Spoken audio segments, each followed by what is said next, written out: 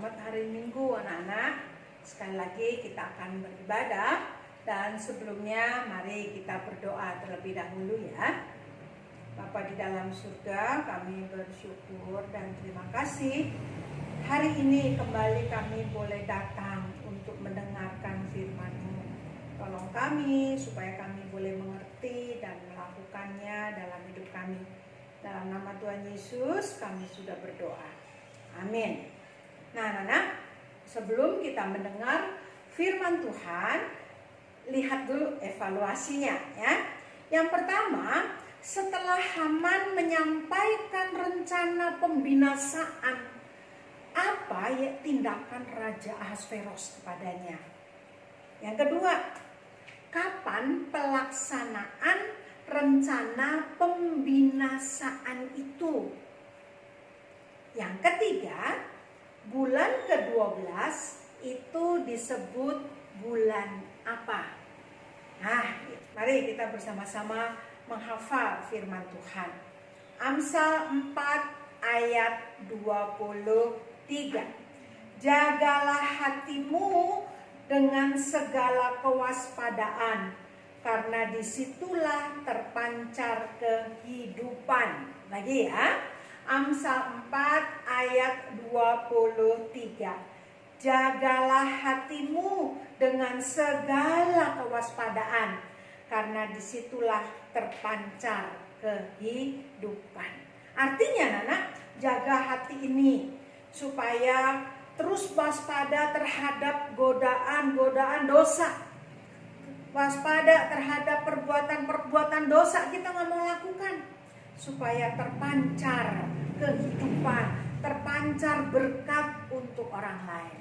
Nah, anak-anak, cerita minggu yang lalu kita ingat kembali bahwa Haman dengan kekuasaan yang didapat, dengan kasih sayang raja, maka dia ingin seluruh orang-orang yang tinggal di benteng Susan itu sujud menyembah dia ketika dia sedang berjalan di depan mereka. Masih ingat ada satu orang yang tidak mau sujud menyembah kepadanya. Siapa namanya? Bapak Mordekai. Nah, anak-anak, itulah sebabnya teman-temannya Haman kasih tahu, Pak Haman, ada loh yang gak mau menyembah, yaitu siapa? Bapak Mordekai. Nah, itulah yang menimbulkan suatu kebencian bagi Bapak Haman.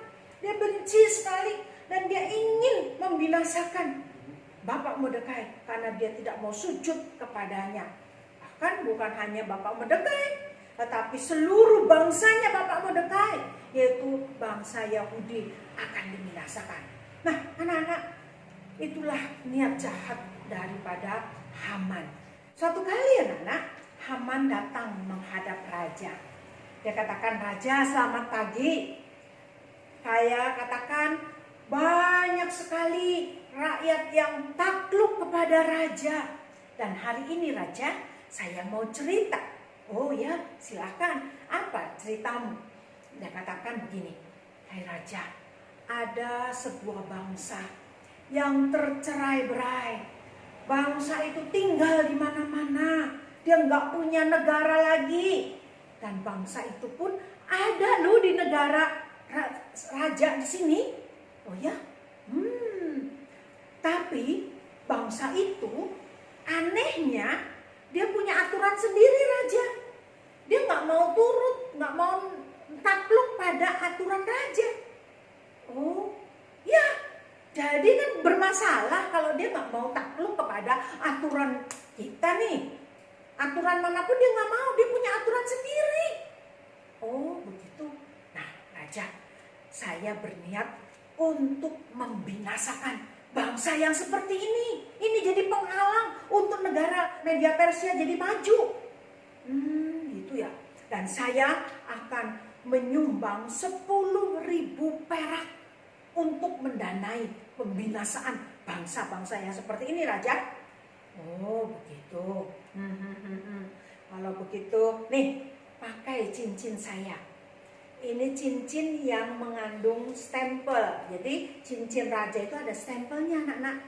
Kamu bisa membuat peraturan dan ini cincinnya kamu boleh pakai untuk stempel.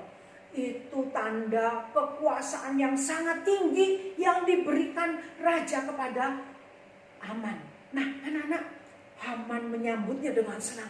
Asik, aku akan membuat peraturan untuk membinasakan bangsa Yahudi. Nah, anak-anak, maka dia mulai bertanya kepada orang-orang pandai yang ada di istana itu, yang sedang menghitung-hitung hari baik.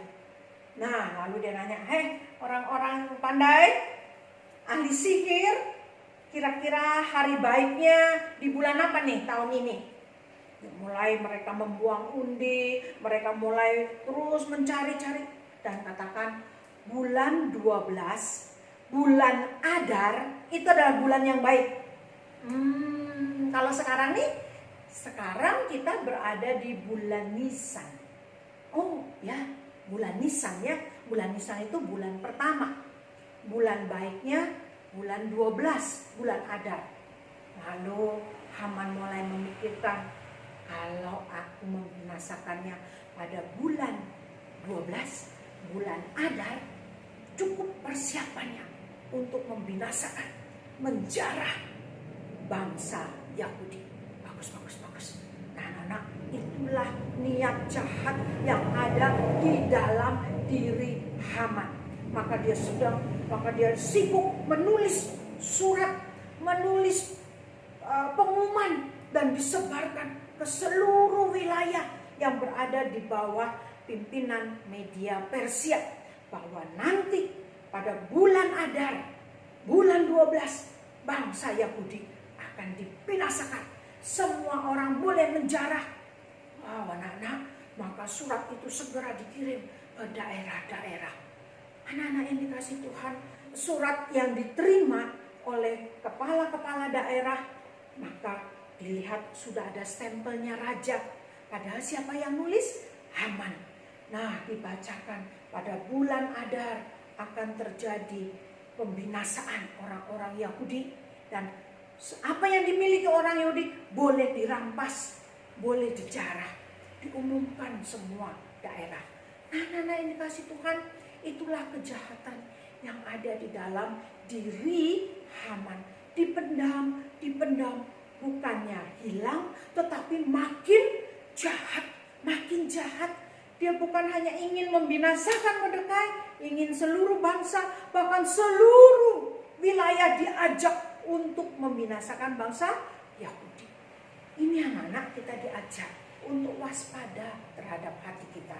Kalau hati kita penuh dengan kemarahan, dengan kebencian, ayo cepat kita selesaikan. Kita katakan, Tuhan, aku nggak mau berlama-lama, aku nggak mau membenci, aku nggak mau mendendam. Ingat, Tuhan Yesus sudah kasih contoh loh, ketika berada di kayu salib, dia yang tidak bersalah dijadikan bersalah. Tetapi ketika dia naik atas kayu salib, dia tidak membenci, tidak mengutuk orang-orang yang ada di bawah yang menyalibkan dia. Tetapi dia berdoa, ya Bapa, ampuni mereka, karena mereka tidak tahu apa yang mereka perbuat. Nah, dengan demikian, maka di dalam kehidupan kita akan terpancar berkat bagi orang lain, terpancar kehidupan. Nah, pilihannya adalah mau menyimpan dendam dan akhirnya menimbulkan satu kejahatan, atau kita mau belajar seperti Kristus yang mau mengampuni sehingga terpancar kehidupan. Dan Tuhan berkati kita semua ya. Mari anak-anak, kita akan berdoa ya. Bapa di surga, kami bersyukur karena hari ini kami boleh belajar seperti Kristus yang mau mengampuni, tidak mendendam, tidak lagi marah menyimpan kemarahan kepada orang lain. Tuhan tolong sehingga kami boleh menjadi berkat dimanapun kami berada. Dalam nama Tuhan Yesus kami berdoa. Amin. Nah, anak-anak, ini evaluasinya. Jawab ya. Sampai jumpa.